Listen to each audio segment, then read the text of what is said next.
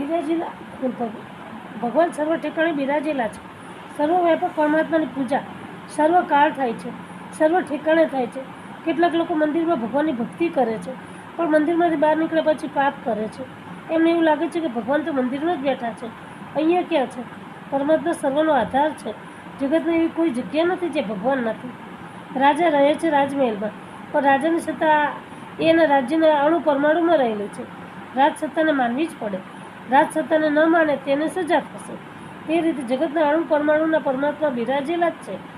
જેમ લાડુમાં ખાંડ દેખાતી નથી ને લાડુ કોઈ ઉઠાવે તો હાથમાં ખાંડ આવતી નથી, પણ બુદ્ધિ કબૂલ કરે છે કે લાડુના એક એક કણમાં ખાંડ મળેલી છે. લાડુમાં જે મીઠાશ છે તે લોટની નથી, ખાંડની છે.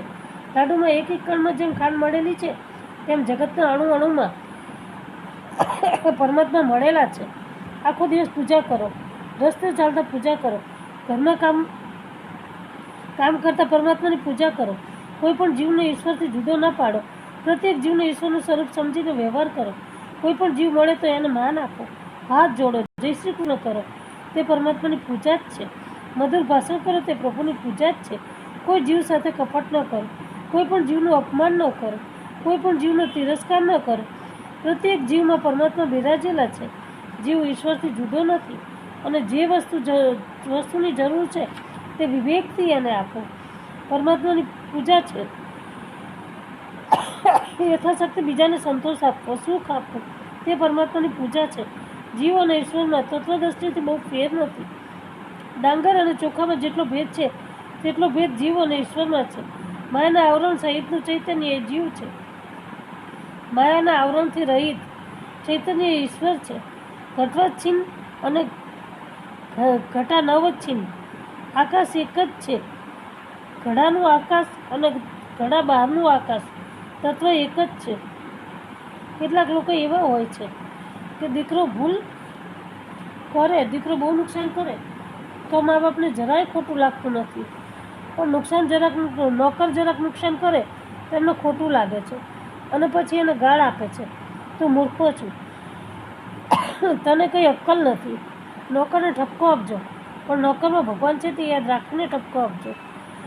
કેટલીક ડોશીઓ એવી હોય છે કે દીકરી ભૂલ કરે તો ચલાવે, પણ વહુ ભૂલ કરે તો ના ચલાવે. વહુ ભૂલ કરે તો એ સાસુ પણ બજાવે છે, અને તેથી જ તો ઘરમાં ઝઘડા થાય છે.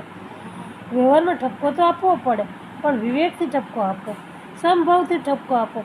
પ્રત્યેક જીવને ઈશ્વરનું સ્વરૂપ સમજીને તેની સાથે વ્યવહાર કરો. પૃથુની પત્નીનું નામ છે અર્ચી રાણી. તે અર્ચન ભક્તિનું સ્વરૂપ છે.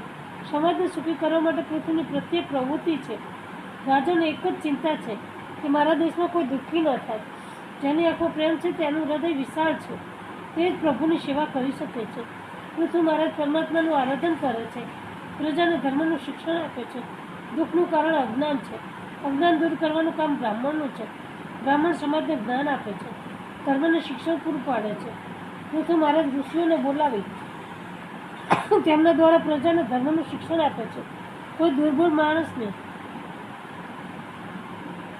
બળવાન ત્રાસ આપે તો એનું દુઃખ દૂર કરવાનું કામ મહારાજનું, દુઃખ દૂર કરવાનું કામ રાજ્યનું છે. અભાવનું દુઃખ વૈશ્ય દૂર કરે છે. અભિમાનકૃતનું દુઃખ શૂદ્ર દૂર કરે છે. વર્ણાશ્રમ ધર્મની મર્યાદામાં પ્રજા રહે છે. નીતિથી ધર્મ રહે છે. ધન શ્રેષ્ઠ નથી, ધર્મ સર્વશ્રેષ્ઠ છે. જેનો મોટો ભાઈ ધર્મ છે, શ્રી કૃષ્ણ તેના સારથી થયા છે. જે ધર્માનુકૂળ પવિત્ર જીવન ગાળે તેને જ પરમાત્મા સારથી બને છે. ભારતમાં દુકાળ આવે નહીં. લોકો ધર્મને ભૂલ્યા છે, તેથી ધરતીમાં અન્ન રસને